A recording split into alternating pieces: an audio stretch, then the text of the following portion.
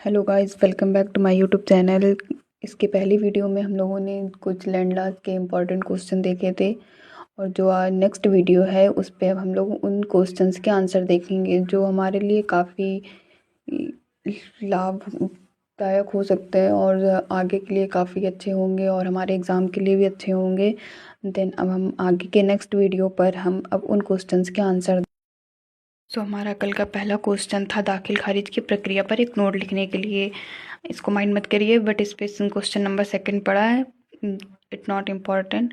Question का answer देखते हैं जो वेरी इंपॉर्टेंट है। दाखिल खारिज क्या होती है? हमारी खतौनी या वार्षिक रजिस्टर में संबंधित क्षेत्र के सभी जोतदार के नाम पर तथा भूमि का ब्यौरा वर्णित होता है। मतलब जो हमारी खतौनी होती है उस पर जितने भी जोतदार होंगे उन सब का नाम और उनका ब्यौरा, मतलब उनकी पूरा इंट्रोडक्शन दिया होता है उस पे से। अब दाखिल खारिज का जो अर्थ होता है वो हमारा क्या होता है? वार्षिक रजिस्टर में जोतदार के नाम का परिवर्तन। मतलब अगर हमारा जो दाखिल खारिज होता है उस पे से जैसे किसी दूसरे के नाम पे ज़मीन है और अगर उसको वह फिर किसी को दान में देता है या बेचता है तो फिर क्या होता है, वो जिसकी ज़मीन होती है जिसको वो देता है फिर वो उसके नाम से चली जाती है। एक व्यक्ति का नाम खारिज, मतलब एक व्यक्ति का जो नाम होता है, जिस व्यक्ति के नाम जो ज़मीन होती है वो हट जाता है और जिस व्यक्ति ने उस ज़मीन को लिया होता है उसका नाम आ जाता है। नाम खारिज होना एवं दूसरे का नाम उसके स्थान पर दाखिल करना। जब कभी भूमि के कब्जे में परिवर्तन होता है तो इसे दाखिल खारिज की प्रक्रिया कहते हैं। जैसे कि अब हमने किसी को पहले जो ज़मीन होती है, मान लो कोई ज़मीन है जो ए के नाम पे है। ओके, कोई ज़मीन है जो ए के नाम पे है, लेकिन ए क्या करता है, उस ज़मीन को किसी दूसरे को बेच देता है। तो अब क्या है, वो ज़मीन का जो कब्जा है वो परिवर्तन हो गया, क्योंकि अब वो बी ने उस ज़मीन को ले लिया, तो अब वो जो ज़मीन होगी वो बी की हो गई। तो इस प्रक्रिया को क्या कहते हैं? दाखिल खारिज की। ए का नाम हट के उस पर बी का नाम हो गया। हम लोगों ने अब पहले पढ़ा था दाखिल खारिज की प्रक्रिया अर्थ, अब पढ़ेंगे दाखिल खारिज की प्रकृति। देन प्रकृति क्या होती है? Uttar Pradesh revenue court manual के अनुच्छेद, जो उत्तर प्रदेश का रेवेन्यू कोर्ट है उसके अनुच्छेद 911 के अंतर्गत दाखिल खारिज की प्रक्रिया न्यायिक प्रक्रिया मानी गई है। मतलब जो हमारा उत्तर प्रदेश का रेवेन्यू कोर्ट है उसके अनुच्छेद के 1911 के अंतर्गत दाखिल खारिज की जो प्रक्रिया वो एक न्यायिक प्रक्रिया है। ठीक है, किंतु न्यायिक निर्णय और राजस्व विधि शास्त्रियों के विचार इसके विपरीत हैं। लेकिन जो न्यायिक निर्णय और राजस्व विधि हैं ये शास्त्रियों के विचार इसके विपरीत हैं, जो न्यायिक प्रक्रिया है उसके विपरीत हैं। देन प्रीवी काउंसिल ने निर्मल सिंह बनाम रुद्र प्रताप नारायण सिंह के बाद में, मतलब एक केस है जो हमारा वो है निर्मल सिंह बनाम रुद्र प्रताप नारायण सिंह के बाद में क्या बताया गया है कि यह निर्णित किया कि दाखिल खारिज की प्रक्रिया न्यायिक प्रकृति की नहीं होती है। मतलब जो इनके केस में ये बताया गया है कि जो दाखिल खारिज की हमारी प्रक्रिया होती है वो न्यायिक प्रकृति की नहीं होती है, किंतु मालगुजारी के भुगतान की जांच से संबंधित है। मालगुजारी मतलब कि जैसे कि जो हम ज़मीन का अदला बदली करते हैं, ठीक है, मालगुजारी के भुगतान के जांच से संबंधित है। राजस्व विधि शास्त्री थॉमसन ने लिखा है, एक ये कोई विधि शास्त्री हैं, ये इन्होंने थॉमसन ने क्या लिखा है ये देखते हैं कि यह एक तथ्य है जो स्वामियों के रजिस्टर में इंदराज है, ताकि दर्ज हुए व्यक्तियों से कलेक्टर राजस्व वसूल करें। मतलब ये एक तथ्य बनाया गया है जो स्वामियों के रजिस्टर, मतलब एक होता नहीं कि फिक्स हो जाता है कि नहीं हाँ ये इतना ही है, तो ये उसी तरह दर्ज हुए जो इन व्यक्तियों से कलेक्टर राजस्व वसूल करें। एक प्रकार का कर होता है जो ये वसूल करते हैं। दाखिल खारिज करने वाला न्यायालय एक संक्षिप्त विचारण न्यायालय होता है और इसका मुख्य जो उद्देश्य है वो होता है खतौनी में बिना प्रविष्टि के किसी भी कृषि भूमि को ना छोड़ा जाए। मतलब बिना रेवेन्यू कागजात किए कोई भी भूमि को छोड़ा नहीं जा सकता। अब इसका जो एक केस है वो क्या है? न्यायमूर्ति BL यादव ने श्रीमती लखपति बनाम रेवेन्यू बोर्ड। अब ये एक केस है, इनके बाद में क्या बताया गया है कि उत्तर प्रदेश भू राजस्व अधिनियम की धारा 34 के अंतर्गत प्रक्रिया राजकोषीय है जो केवल मालगुजारी के मामले से संबंधित है। मतलब जो इनका केस है उनके बाद में ये बताया गया है कि उत्तर प्रदेश भू राजस्व अधिनियम की धारा 34 के अंतर्गत प्रक्रिया राजकोषीय है जो केवल मालगुजारी के मामले से संबंधित है। दाखिल खारिज की प्रक्रिया तब होती है जब भूमि के कब्जे में कोई परिवर्तन होता है। मतलब अगर दाखिल खारिज की प्रक्रिया कैसे होगी, जैसे कि अभी बताया मैंने कि जैसे कोई भूमि है और उसका मालिक ए है। अब जब ए क्या करता है, उस भूमि को बी को दे देता है, तो जब बी की वो भूमि हो जाती है तो अब कॉमन सी बात है कि जो भी उसमें नेम होगा, नेम मेंशन होगा, जो भी होगा तो वो सब बी का होगा, क्योंकि अब उस ज़मीन पर उस बी का कब्जा है। ठीक है, तो दाखिल खारिज की प्रक्रिया तब होती है जब भूमि के कब्जे में कोई परिवर्तन होता है। अगर एक ही वो ज़मीन रहेगी, वो भूमि रहेगी, तो दाखिल खारिज की प्रक्रिया हो ही नहीं सकती है। यह परिवर्तन दो प्रकार से होता है, ये देख। जो हमारा फर्स्ट टाइप है वो है उत्तराधिकारी द्वारा। देन मात्रा में हो गई है। तो जो हमारा पहला प्रकार है वो है उत्तराधिकारी द्वारा। ये हमारी कौन सी सेक्शन में दी गई है, सेक्शन 33 के अंतर्गत आता है। फिर है अंतरण द्वारा, बाय मतलब ट्रांसफर, सेक्शन 34, 35, 36। अब इसके से कुछ इंपॉर्टेंट केस हैं जो हम पढ़ेंगे। कहते हैं सुमेरलाल एवं अन्य बनाम राजस्व परिषद उत्तर प्रदेश लखनऊ एवं अन्य। मतलब अन्य का मतलब कोई भी हो सकता है। जो सुमेरलाल का जो केस है वो क्या है कि याचिका निरस्त करते हुए माननीय उच्च न्यायालय की खंडपीठ लखनऊ ने स्पष्ट किया कि भू राजस्व अधिनियम की धारा 34 एवं 40A के अंतर्गत दाखिल खारिज की जाने वाली प्रक्रिया संक्षिप्त प्रकृति की होती है। मतलब इस पे एक याचिका निरस्त की गई और उस पे बताया गया कि माननीय उच्च न्यायालय की खंडपीठ लखनऊ ने स्पष्ट किया कि भू राजस्व अधिनियम की धारा जो 34 है एवं 40A के अंतर्गत दाखिल खारिज की जाने वाली प्रक्रिया संक्षिप्त प्रकृति की होती है। दाखिल खारिज प्रक्रिया में पारित आदेश विधि सार्वभौमिक नहीं है। दाखिल खारिज का मूल उद्देश्य जो है वो क्या है, भू राजस्व की वसूली।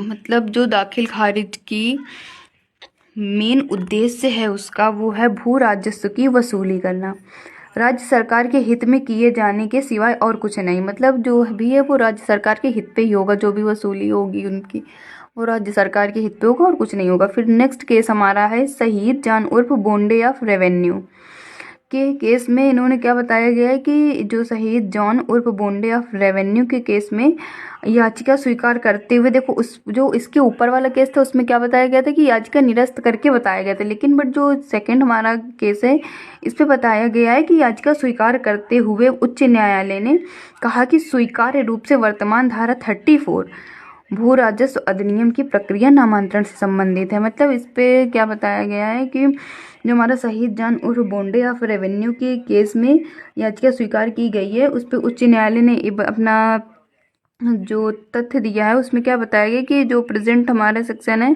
34 भू राजस्व अधिनियम की उसकी प्रक्रिया नामांतरण से संबंधित है। अब जो हमारा नेक्स्ट केस है वो है उच्चतम न्यायालय ने गुरु अमरजीत सिंह बनाम रतनचंद एवं अन्य में। जो हमारा एक केस और है गुरु अमरजीत सिंह बनाम रतनचंद एवं अन्य में कोई भी आ सकता है।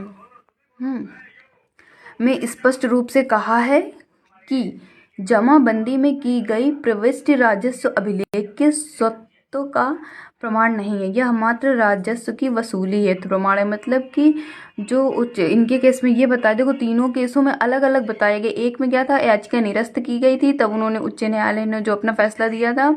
और जो सेकंड केस था हमारा शहीद जॉन वाला, उस पर क्या किया था कि हमारी याचिका उस पर याचिका स्वीकार की गई थी। जो अब नेक्स्ट केस है हमारा गुरु अमरजीत सिंह बनाम रतनचंद एवं अन्य में, उसमें क्या कहा गया है कि इस पे है कि स्पष्ट रूप से कहा कि जमाबंदी में की गई प्रविष्टि राजस्व अभिलेख के स्वत्व का प्रमाण नहीं है, यह मात्र राजस्व की वसूली हेतु प्रमाण है। मतलब वो खुद के लिए नहीं, ये केवल राजस्व की वसूली के लिए प्रमाण दिया गया। अब इसके बाद हमारा एक केस और है इसी प्रकार के विचार में। मतलब मीभा भाई महादेव काम्बेकर द्वारा विधिक प्रतिनिधि बनाम अधीर इम्पोर्ट एंड एक्सपोर्ट कंपनी। इसमें देखो जो काम्बेकर हैं ये मृत है, मतलब इनकी मृत्यु हो चुकी है। इसी प्रकार के विचार में देखो मीभा भाई महादेव काम्बेकर मृत लिखा है, मृत मतलब इनकी मृत्यु हो चुकी, द्वारा विधिक प्रतिनिधि बनाम अधीर इंपोर्ट एवं एक्सपोर्ट कंपनी, ये एक कंपनी का केस है, एवं अन्य में सुप्रीम कोर्ट ने अवधारित किया कि भूमि का राजस्व अभिलेखों में दाखिल खारिज का अभिलेख न तो किसी प्रकार का हक या स्वामित्व उत्पन्न करता है और न ही समाप्त करता है, और न ही राजस्व अभिलेख की प्रविष्टि के आधार पर स्वामित्व की उपधारणा की जाएगी। मतलब इसमें बताया कि जो मृत में है उसमें कहता है सुप्रीम कोर्ट ने अपना फैसला दिया है कि राजस्व अभिलेखों में जो मतलब कि गवर्नमेंट के उस पे हैं दाखिल खारिज का अभिलेख ना तो किसी प्रकार का हक होगा उस पे या किसी प्रकार का उसका स्वामित्व होगा, और ना ही समाप्त करता है, और ना ही राजस्व अभिलेख की प्रविष्टि के आधार पर स्वामित्व की उपधारणा की जाएगी। तो इस पे से जो इम्पोर्टेंट केस हैं वो थोड़ा ध्यान से पढ़िएगा, बाकी जो उसकी हेडिंग है वो भी पढ़िएगा। चलिए आते हैं क्वेश्चन नंबर दूसरे पे। जो हमारा क्वेश्चन नंबर दूसरा था वो था लगान और भू राजस्व में अंतर बताना था। तो अब हम इस पे देखो लगान और भू राजस्व में लिखने का तरीका है जो बिल्कुल ऐसा ही है। एक तरफ लगान अलग भू राजस्व, अगर हम डायरेक्ट हेडिंग डाल दें कि लगान और भू राजस्व में अंतर और फिर एक एक को डिफाइन कर दें तो फिर तो वो डिफाइन हो गई ना। फिर इस वजह से देखो लगान और भू राजस्व में निम्नलिखित अंतर है। अब एक साइड में लगान भी पढ़ते जाएंगे और भू राजस्व भी पढ़ते जाएंगे जिससे हमको समझ में ज़्यादा आएगा। लगान वह धनराशि होती है जो आसानी से भूमिधर या भूमि प्रबंधक द्वारा वसूल किया जाता है। मतलब जो लगान हमारा होता है तो वो कौन वसूल करता है? जो हमारा भूमिधर होता है, मतलब जिसकी भूमि होती है या फिर जो भूमि का प्रबंधक होता है वो वसूल करता है। लेकिन जो हमारा भू राजस्व होता है, भू राजस्व क्या है? भू राजस्व वह धनराशि होती है जो राजस्व सरकार द्वारा निर्धारित किए गए रीति से वसूल किया जाता है। मतलब राजस्व सरकार का एक कोई रूल होगा जिस हिसाब से वो वसूल करते हैं। फिर आते हैं लगान में, तो सेकंड पॉइंट है हमारा, लगान की वसूली संविदा या समझौता के आधार पर की जाती है। अगर बाई चांस जैसे हमारे पास पैसे नहीं है और अगर जो भूमिधर वो पैसे मांग रहा है तो हमने उससे बोल दिया अच्छा इतने दिन में नहीं, इतने दिन में दे देंगे या फिर इतना ब्याज लगा के दे देंगे, देन ओके। बट जो भू राजस्व है, भू राजस्व की वसूली का एक निश्चित नियम के आधार पर की जाती है। मतलब भू राजस्व की जो वसूली है एक निश्चित नियम के अनुसार की जाती है। उसका एक नियम होता है कि नहीं इस नियम के अनुसार ही भू राजस्व की वसूली होगी, देन वो उसी प्रकार होगी। फिर आते हैं नंबर थर्ड पे, लगान पे। लगान को समझौता के द्वारा घटाया बढ़ाया जा सकता है। मतलब अगर हमारा जो भूमिधर है उससे अगर हम आपस में बातचीत कर लें या फिर जैसा अपना व्यवहार है तो हम थोड़ा बहुत कम करवा सकते हैं, या फिर अगर हम वो बढ़ा के लेना चाहे तो वो ले सकता है। लेकिन जो भू राजस्व होता है, भू राजस्व को सरकार के द्वारा बनाए गए नियम के आधार पर की जाती है। जो भू राजस्व का जो धनराशि होती है वो जो सरकार के द्वारा नियम बनाए जाते हैं उन्हीं के आधार पर वसूल की जाती है। इसमें कुछ भी घटाया बढ़ाया नहीं जा सकता है। फिर हमारा जो फोर्थ नंबर है लगान का भुगतान न करने के कारण भूमिधर या भूमि प्रबंधक समिति के द्वारा आसामी को बेदखल किया जा सकता है। मतलब कि अगर जैसे जो लगान का भुगतान अगर नहीं कर पाते हैं तो जो भूमिधर होता है या भूमि प्रबंधक होता है उनकी जो समिति होती है उसके द्वारा उन लोगों ने जिसको वो भूमि दी होती है तो उसको उस भूमि से हटा देते हैं। लेकिन भू राजस्व में क्या होता है? भू राजस्व की अदायगी न करने के कारण भूमिधर के विरुद्ध गिरफ्तारी, कुर्की एवं संपत्ति की बिक्री कार्यवाही की जाती है। मतलब अगर भू राजस्व नहीं जमा होता है कि उसकी अदायगी नहीं की जा सकती, उसको अदा नहीं कर किया जाता है तो क्या होता है? जो भूमिधर होता है उसके विरुद्ध या तो वो उसको गिरफ्तार कर लिया जाता है, कुर्की एवं संपत्ति की बिक्री की कार्यवाही की जा सकती है। नेक्स्ट पॉइंट जो हमारा फिफ्थ पॉइंट लगान का है, लगान का भुगतान नकदी, फसल या वस्तु के रूप में तय किया जा सकता है। मतलब जो लगान का भुगतान होता है वो कोई वस्तु भी हो सकती है या फिर नगद हो सकता है, फसल हो सकती है, कुछ भी हो सकता है। लेकिन जो भू राजस्व है वो केवल नगद के रूप में ही तय किया जाता है। मतलब उसको केवल कैश ही देना होता है। जो भू राजस्व को होता है वो उसमें केवल कैश देना होता है। अब आते हैं नंबर 6 पे, पट्टेदार एवं पट्टाकर्ता के बीच समझौता करार या समझौता द्वारा लगान में परिवर्तन किया जा सकता है। मतलब जो लगान में होता है, जो पट्टेदार होता है या जो पट्टाकर्ता होता है, इनके बीच अगर समझौता करार हो जाता है तो इनके समझौता द्वारा लगान में हम परिवर्तन भी कर सकते हैं। लेकिन जो हमारा भू राजस्व में सरकार द्वारा बनाए गए नियमों के अनुसार परिवर्तन किया जा सकता है। तो इस पे से भू राजस्व में कुछ सरकार द्वारा नियम बनाए गए हैं जिनके नियमों के अनुसार ही हम परिवर्तन कर सकते हैं। Thank you for watching.